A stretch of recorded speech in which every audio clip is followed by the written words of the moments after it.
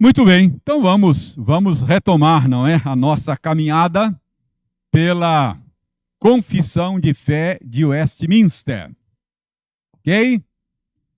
Já estamos analisando o capítulo 8. O tema do capítulo 8 está aí. Ele trata de Cristo, o mediador. O que nós já aprendemos nesse capítulo? Nós já aprendemos que Deus escolheu se relacionar conosco por meio de um pacto, e para o estabelecimento desse pacto, Deus decidiu que ele funcionasse por meio de um mediador. E o mediador escolhido, antes da fundação do mundo, Jesus Cristo, não é? Ele é o mediador, ou melhor, o único mediador entre Deus e os homens. Nós aprendemos que a condição sine qua non para a mediação é que o mediador esteja identificado com as duas partes. Não é verdade? Eu ilustrei isso dizendo que se eu estivesse falando num idioma que vocês não entendem, falando grego, e eu não soubesse falar português, e vocês só soubessem falar português e não soubessem falar grego, nós precisaríamos de um intérprete. E esse intérprete tinha que estar identificado comigo no grego e identificado com vocês no português. Senão a conexão não se estabeleceria. Não é verdade? Então, para fazer a mediação entre Deus e os homens, o mediador tem que ser ao mesmo tempo Deus, identificado com Deus, e homem, identificado conosco. Senão, não há nenhuma conexão. Nós vimos que isso foi sugerido assim no primeiro parágrafo. Mas nós já estamos no segundo parágrafo. E aquilo que esta verdade sobre a natureza, a dupla natureza do mediador, Deus e homem, essa verdade que foi sugerida lá no parágrafo primeiro, ela está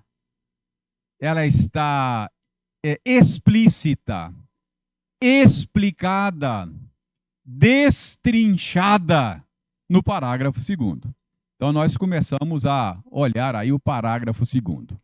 Então, vamos ver, vou repetir a leitura, vamos ver aí como é que esse documento que nós subscrevemos elabora essa verdade bíblica.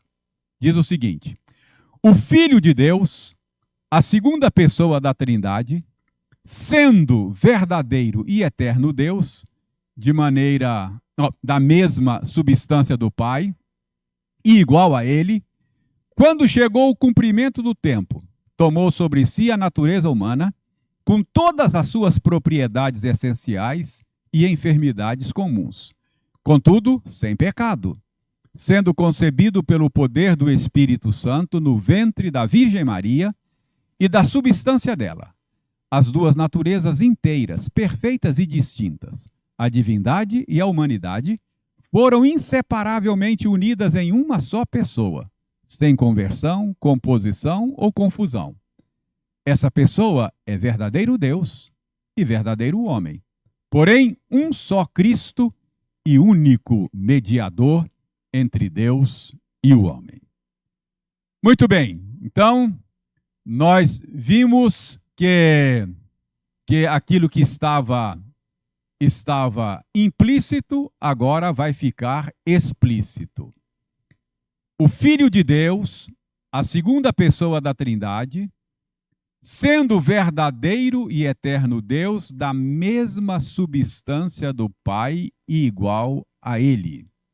Então eu comecei a mostrar a vocês que nesta pequena porção grifada aí, está condensado o ensino bíblico sobre a divindade de Jesus.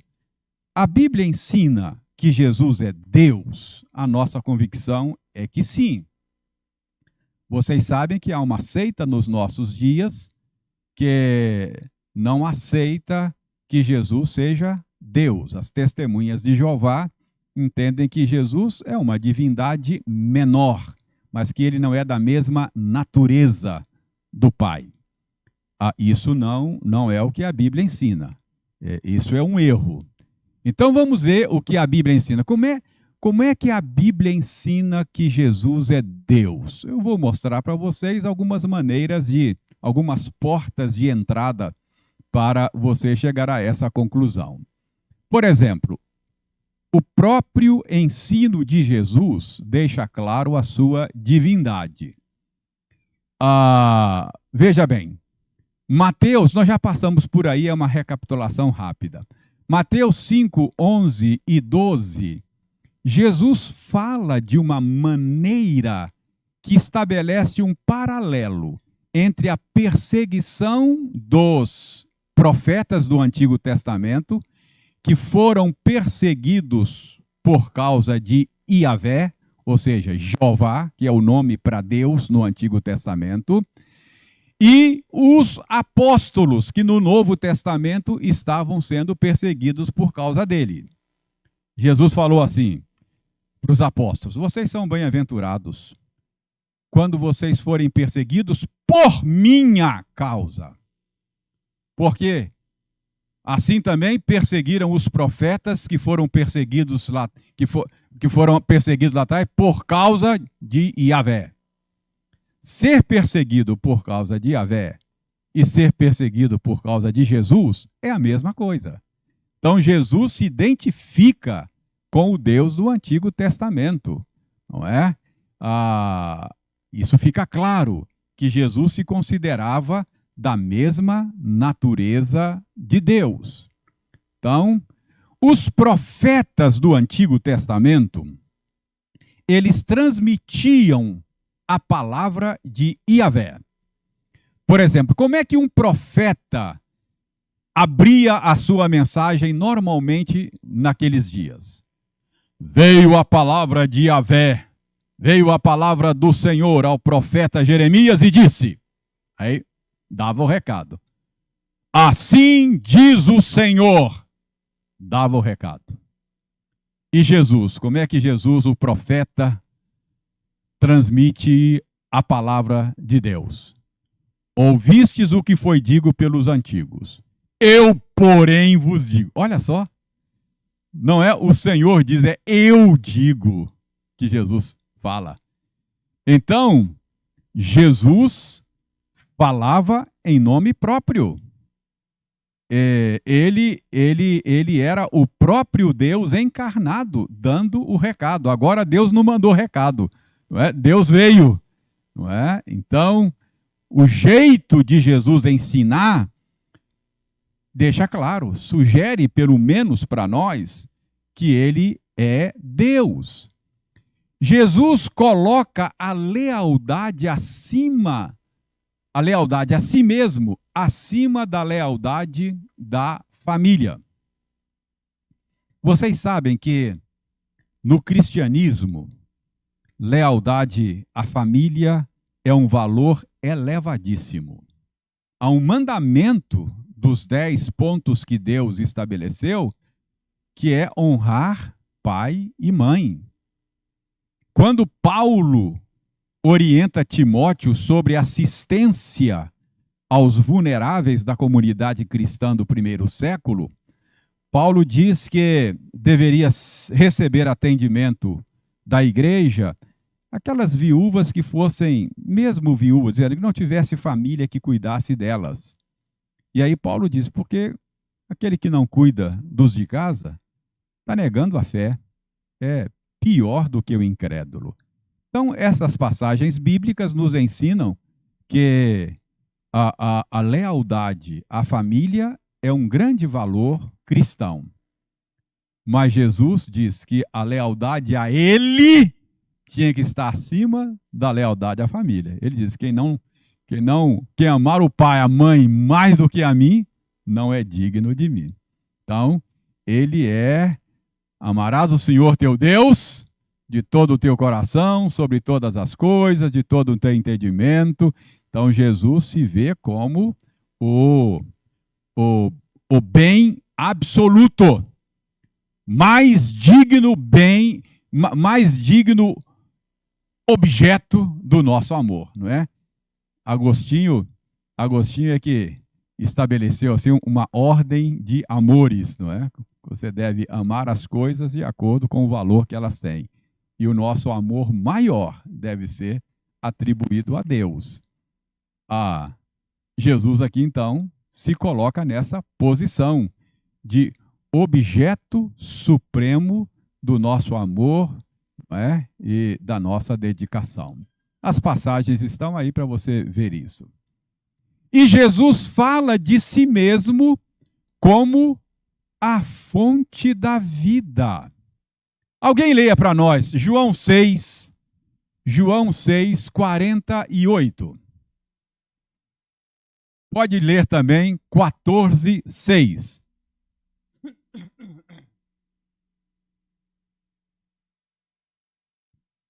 João 6, 48. Leia em alto e bom som. Pode ler. É só isso. Eu sou o pão da vida. Então, 14, 6.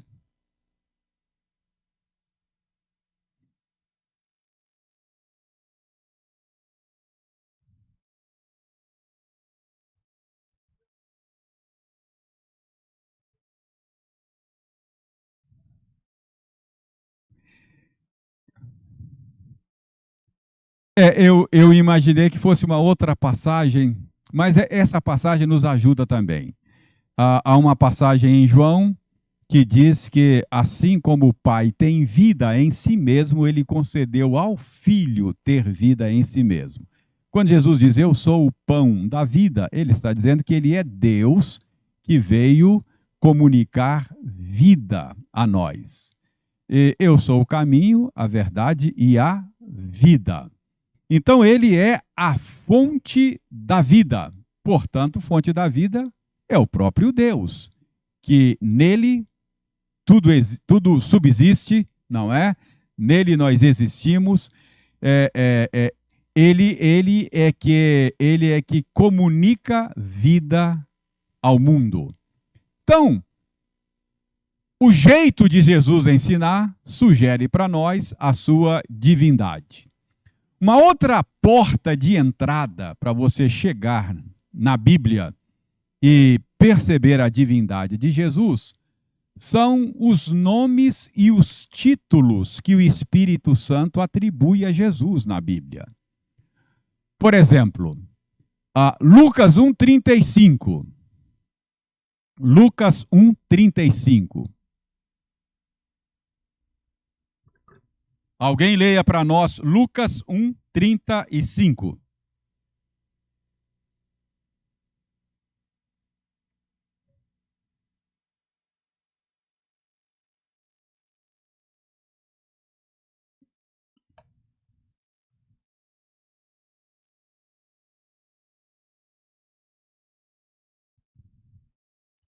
Filho de Deus é um título atribuído a Jesus que aponta para a sua divindade. É claro que esse título é usado na Bíblia também para se referir a um outro tipo de filiação, não é? Mas, quando ele é atribuído a Jesus, é para lembrar que Jesus é Filho de Deus com letra maiúscula, no sentido em que só ele é Filho de Deus. Por exemplo, ele é o Filho único. Ele é o Filho unigênito. Nenhum de nós é filho de Deus no mesmo sentido em que Jesus é. Ele é o Filho natural, eternamente gerado. Todos nós somos filhos por adoção, por causa da nossa identificação com Ele. Então, ele é filho no sentido diferente. Ele é da mesma natureza, não é? Da mesma natureza do Pai. Ele é unigênito, estão aí textos que você conhece. João 3,16 é o mais conhecido, não é? Porque Deus amou o mundo de tal maneira que deu o seu único filho. Não há outro. No sentido em que Jesus é filho de Deus, a identificação que ele tem com o Pai é única. É única. João 20,17, a gente percebe que Jesus não se refere à nossa filiação nos mesmos termos da filiação dele. Veja aí João 20,17.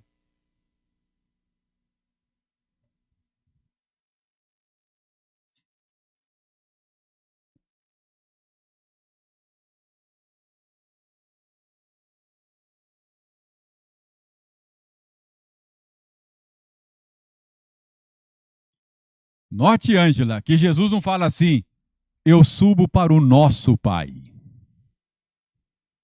É o meu Pai e o vosso Pai. Há uma distinção muito clara no jeito de Jesus falar. Se Deus fosse nosso Pai, no mesmo sentido em que ele é Pai de Jesus, ele fala: eu vou para o nosso Pai. Ele não fala: eu vou para o nosso Pai. Eu vou para o meu Pai, que também é vosso Pai por adoção. Não é? Então, esse modo de a Bíblia apresentar a paternidade de Deus deixa claro para nós que Jesus é divino como Pai. E que isso implicava igualdade com Deus, a gente percebe por essas passagens aí. Alguém leia João 5, ou melhor, Mateus, vamos para Mateus. Mateus 26, deixe-me abrir a minha Bíblia aqui. O texto que está indicado aí é um texto mais longo. Deixa eu só localizar aqui melhor. Mateus capítulo 26.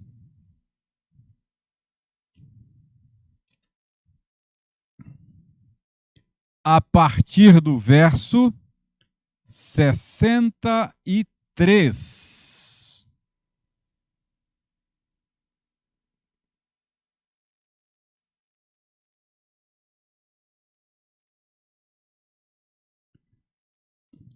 Mateus 26, a partir do verso 63.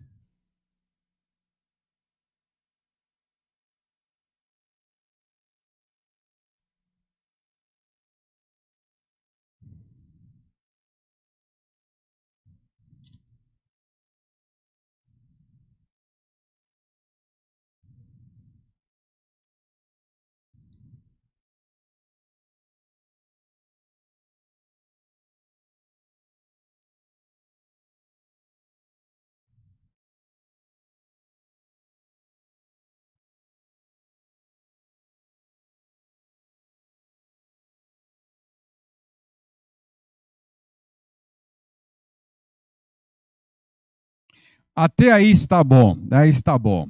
Veja bem, ao dizer que ele era filho de Deus, ele foi acusado de cometer uma... Ele está dizendo que é Deus, não é? Então, isso fica claro nessa passagem. Mas olha João 5,18 agora. João 5,18.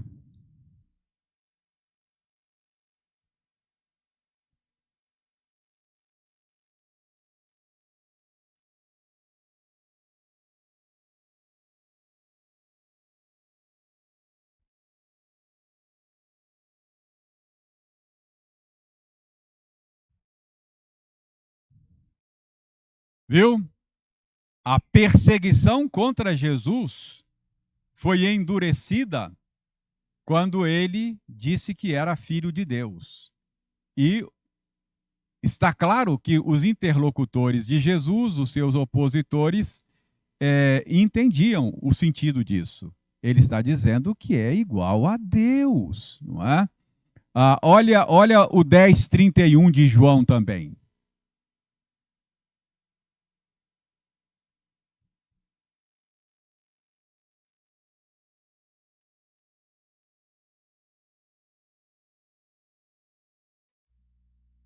Por quê? Próximo aí.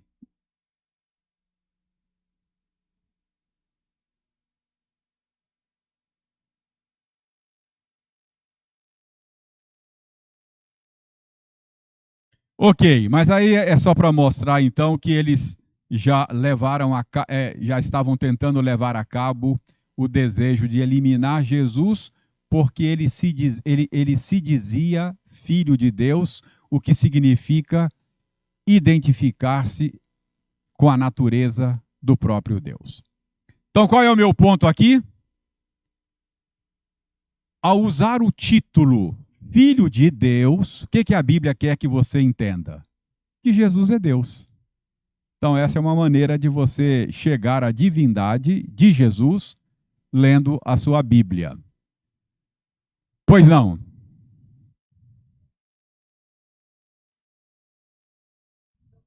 Aham.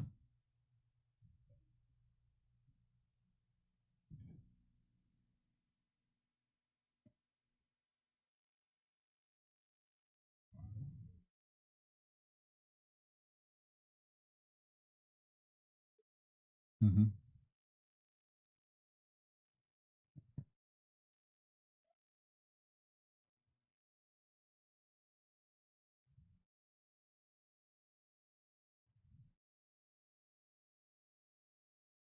Hum. Pois não?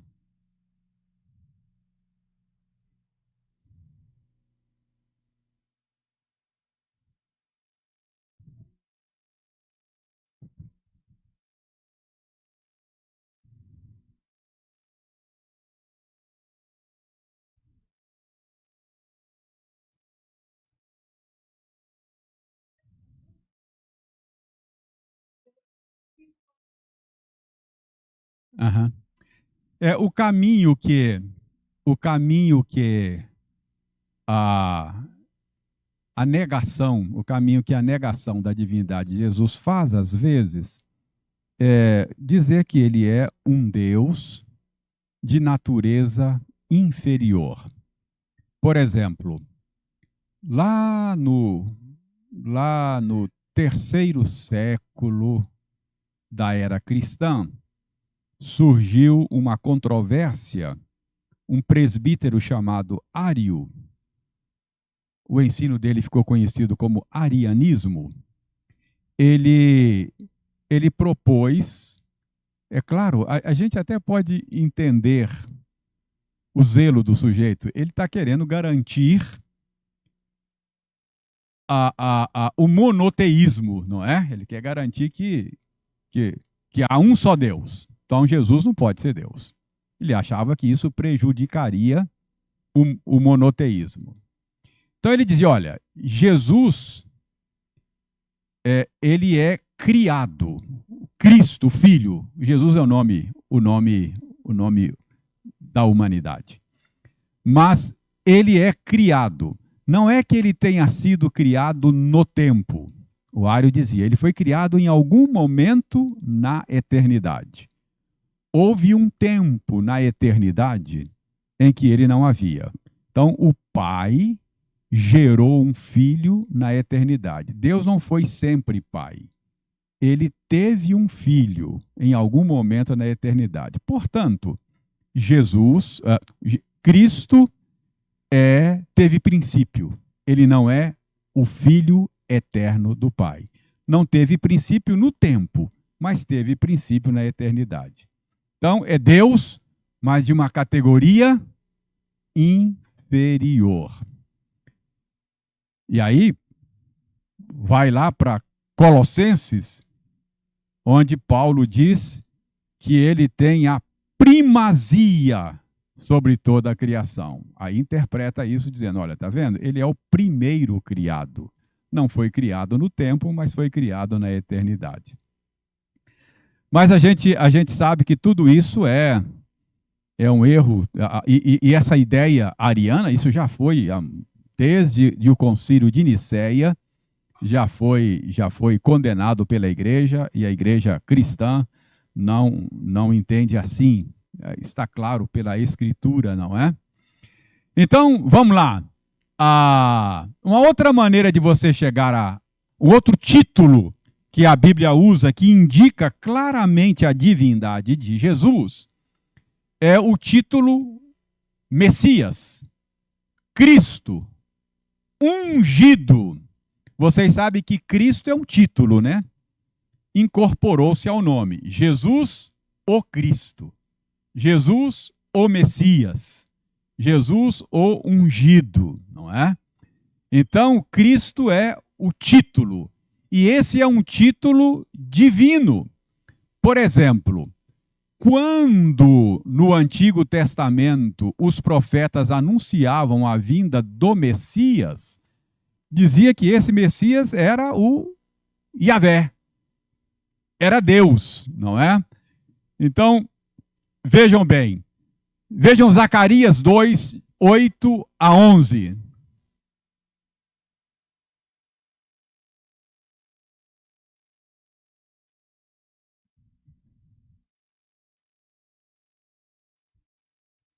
Acharam? Não tem Zacarias na sua Bíblia? Hã?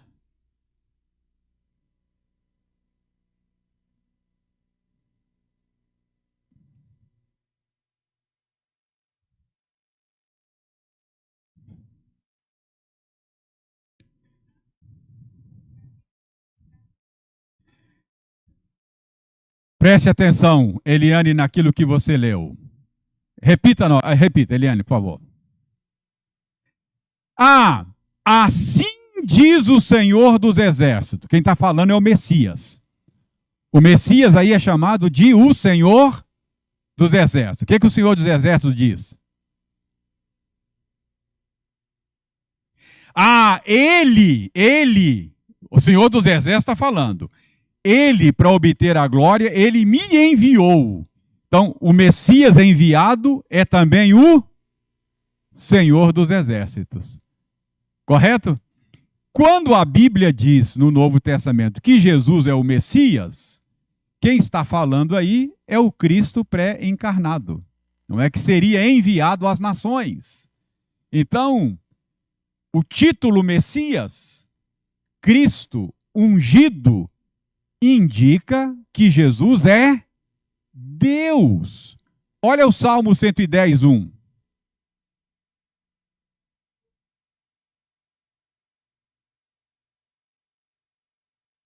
Isto no Novo Testamento é claramente um salmo messiânico, não é? Quem escreveu esse salmo foi Davi. Mas depois Pedro vai dizer: Davi não pode estar falando de si mesmo, não é? Davi estava representando, Deus colocou nos lábios de Davi uma palavra messiânica, não é? Diz o Senhor ao meu Senhor. Isso é a respeito de Davi, não é a respeito de Davi, mas é a respeito de Jesus. Diz o Senhor ao meu Senhor: assenta-te à minha direita. Então, Senhor é um título divino. Jesus é Deus. E, para terminar, Miqueias 5, 2.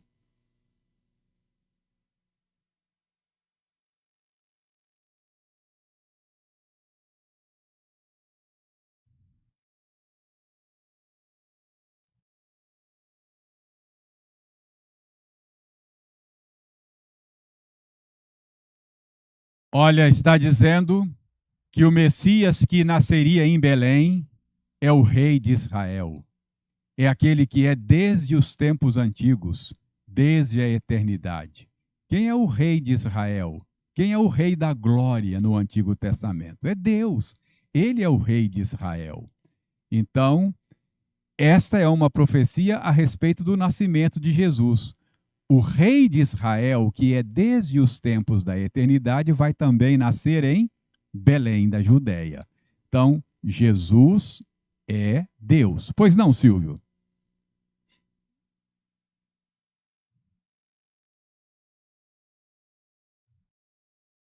Ah, eu não me lembro, não sei. Deve ser. Nós temos vários nomes para Deus, não é? mas são nomes divinos. Senhor dos Exércitos, por exemplo, não é? É o nome que nós vimos ainda há pouco e é o nome divino. Então, os títulos e os nomes atribuídos a Jesus revelam para nós que ele é Deus. Vejam aí, esse aqui é fenomenal. Abra sua Bíblia em Ezequiel. Ezequiel, capítulo 34. Isso aqui não deixa nenhuma dúvida. Eu gosto desse caminho aqui. Vejam bem. Vocês sabem que há um Salmo 23, que fala que Deus é o pastor de Israel, não é? O Senhor é o meu pastor, nada me faltará. Então, Deus se revela no Salmo 23 como aquele que é pastor de Israel. Agora, aí em Ezequiel 34, verso 2. Alguém leia o verso 2. 2.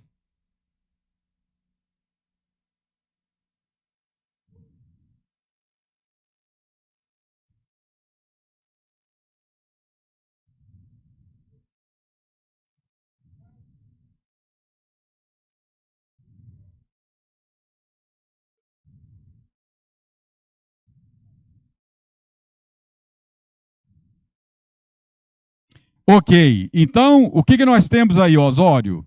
Uma profecia contra os pastores de Israel. Deus está dizendo: olha, eu não estou satisfeito com o que vocês estão fazendo.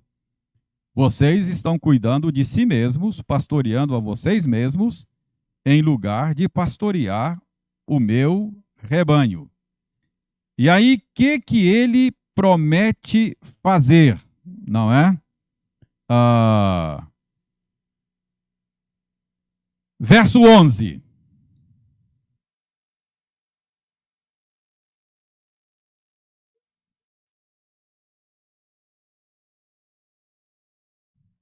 Verso 12.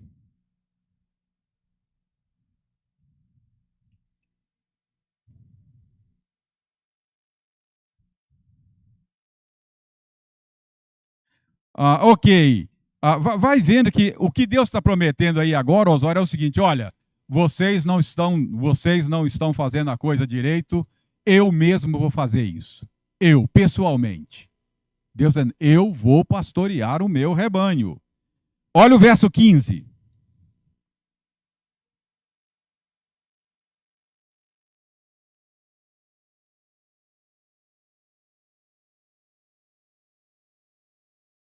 Então, veja bem, eu vou pastorear as minhas ovelhas. Deus tem uma palavra contra os pastores de Israel, e ele diz: eu vou pessoalmente cuidar das minhas ovelhas. Agora preste atenção.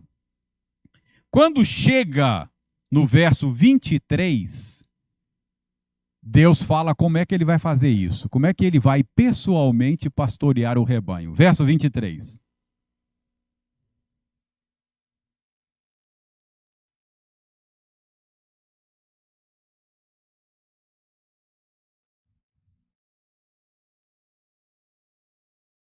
Uai, espera aí. Deus falou: eu mesmo vou fazer isso. Mas ao mesmo tempo ele fala: eu vou suscitar um pastor. O meu servo Davi vai fazer isso. Davi já tinha morrido. Não é Davi. É um descendente de Davi. Como assim? É o Senhor que vai fazer ou um outro? Ele falou as duas coisas. Eu vou suscitar um pastor e vai ser eu mesmo. Percebe? Então, olha, verso 24. Verso 23, não é? Olha, suscitarei para elas um só pastor. Um só pastor. Verso 24. Eu, o Senhor, lhes serei por Deus, e o meu servo Davi será por príncipe no meio delas. Eu, o Senhor, o disse. Então, essa é uma promessa. Deus vai pessoalmente pastorear o seu rebanho. E ele fará isso pessoalmente por meio de um pastor descendente de Davi que ele vai levantar. Um só pastor. Essa era uma promessa. Era uma profecia. Era um dia Jesus fala assim: lembra aquele negócio lá que o profeta falou, Ezequiel, que Deus ia levantar um pastor para pastorear o seu rebanho e que ele mesmo estaria envolvido nisso pessoalmente? Eu sou o bom pastor. Eu sou aquele pastor, o pastor a respeito do qual o Antigo Testamento falou. E eu tenho mais ovelhas, não só aqui da casa de Israel. A mim me convém arrebanhá-las. Eu vim para isso. E quando eu arrebanhá-las, haverá um só rebanho. Então, Deus prometeu pessoalmente cuidar das suas ovelhas. Jesus é Deus cumprindo essa promessa. Percebeu a lógica, o caminho, como é que a gente chega à conclusão de que a promessa de Deus que cuidaria pessoalmente do seu rebanho está cumprida. Quem é o pastor do Salmo 23? Jesus Cristo, Yahvé, não é? O Senhor é Deus. Então, veja bem, esse título, pastor de Israel, é indicativo da divindade de Jesus. O uso que o Velho Testamento faz de textos do Novo Testamento também indica isso. Veja bem, Isaías 40, verso 3. O que eu estou mostrando para vocês são caminhos bíblicos que inevitavelmente levam você a reconhecer a divindade de Jesus. Isaías, capítulo 40, verso 3.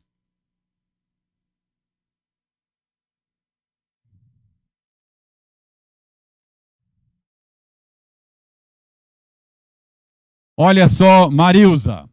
Voz do que clama no deserto. Preparai o caminho de Yahvé, de Jeová. Preparai o caminho de Jeová.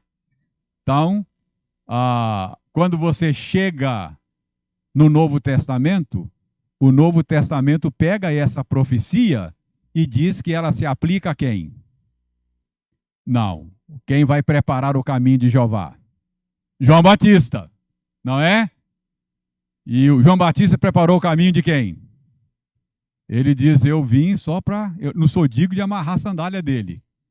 Depois de mim vem um que é maior do que eu.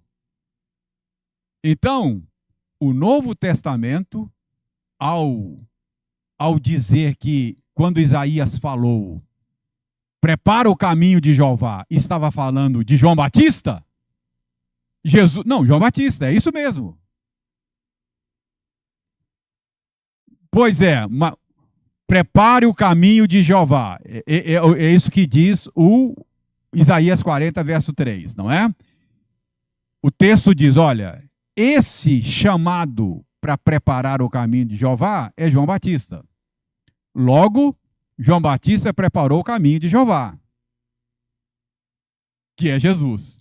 Percebe? Então, esse é o caminho para você chegar à divindade de Jesus. Em Mateus 21:16, Jesus cita o Salmo 8:2 para defender os louvores das crianças dirigidas a ele. Mas no Salmo 8, os louvores são dirigidos a Yahvé. Lembra dessa passagem? Mateus 21:16.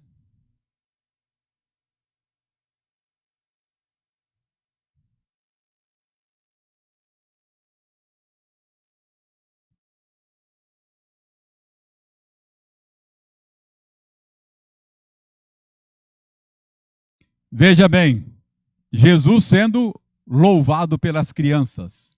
E disseram assim, olha esses meninos aí, essa balbúrdia aí. Jesus falou assim, você não viu lá no Salmo que Deus vai tirar dos lábios dos pequeninos um perfeito louvor? Aí, está acontecendo aqui, ó. Ó Deus sendo louvado pelas crianças. Percebe? Então, o Salmo fala de louvar a Deus. E Jesus aplica aquilo a um louvor que ele estava recebendo. Eu não me esqueço de um sermão do reverendo Júlio Andrade Ferreira, que ele dizia que o tema do sermão dele era virtudes que Jesus não teve. Então, eram 3 pontos e ele mostrava 3 virtudes que Jesus não teve. Primeira virtude, Jesus nunca pediu perdão. Nunca pediu perdão. Ele até diz, ó, vocês vão orar assim, perdoa as nossas dívidas, porque né, assim como nós perdoamos. Mas ele mesmo nunca pediu perdão. É uma virtude que Jesus não teve. Segunda virtude que Jesus não teve. Ele não era moderado nos seus juízos. Ele diz, ó, você precisa ser moderado. Não julguem, cuidado, você tem que ser moderado. Jesus não. Jesus não era moderado. Ele conhecia o coração humano, não é? Raça de víbora. Não é? Aí então ele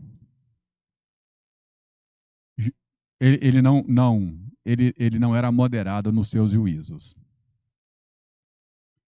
E Jesus aceitava adoração.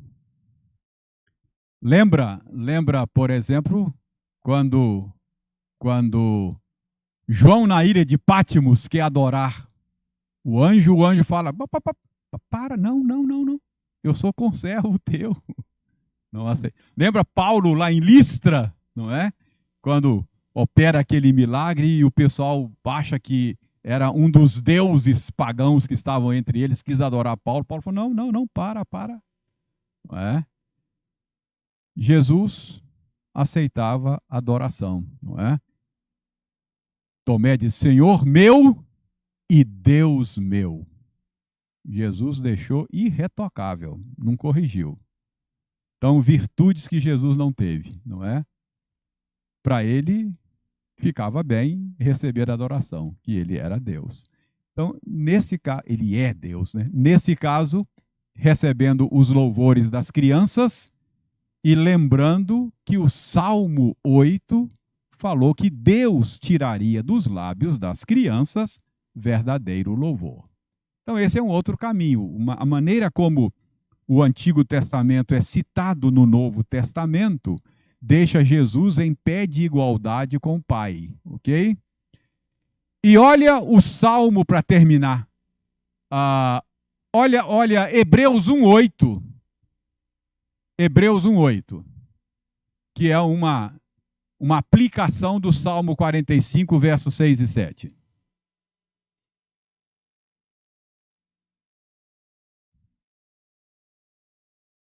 Não. Hebreus 1:8.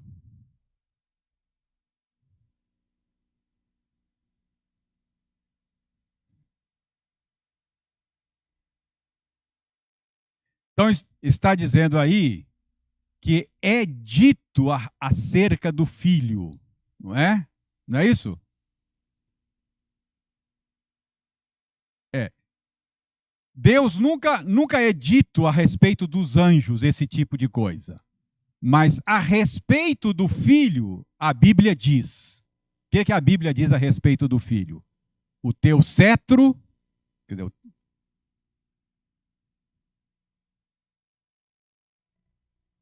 Essa é uma citação do Salmo 55, 45, versos 6 e 7. Então, é uma afirmação inequívoca de que o governo, o cetro, o governo de Jesus é um governo eterno, não é? Que ele é Deus.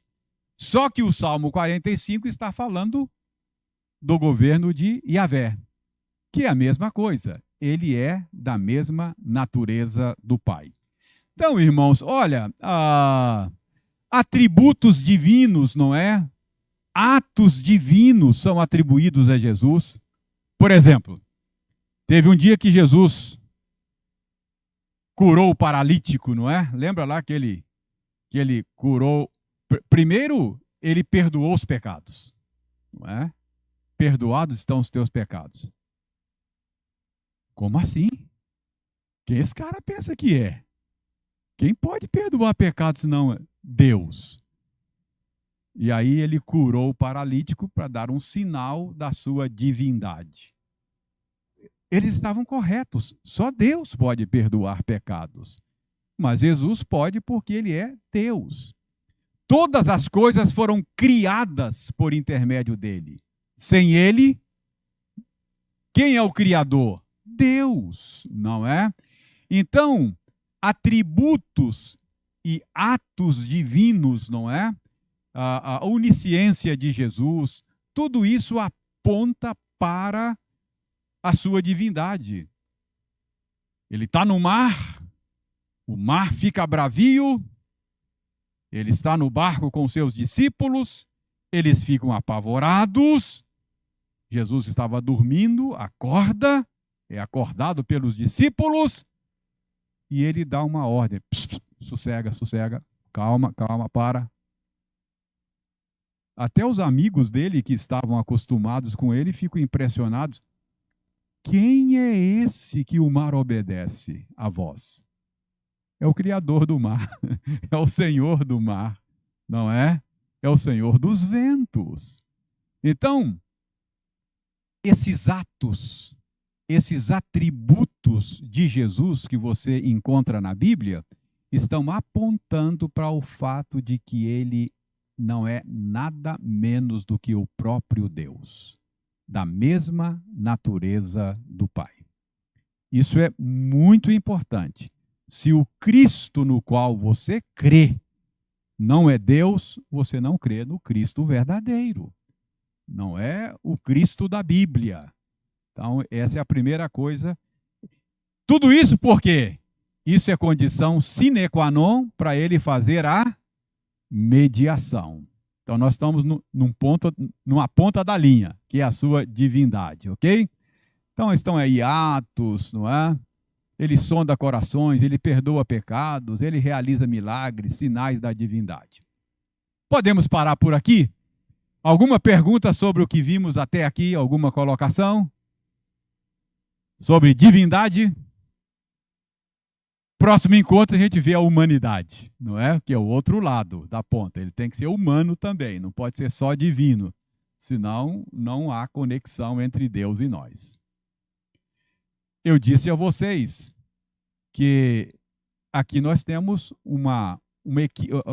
percebemos o equívoco de dar a Maria o papel de mediadora, não é? Maria não faz essa mediação porque ela só tem conexão com a ponta da linha, só com a humanidade, ela não é divina. Então, Jesus é o único mediador. Esse é um dos erros do romanismo, né? Dizer que Maria faz mediação entre nós e Deus.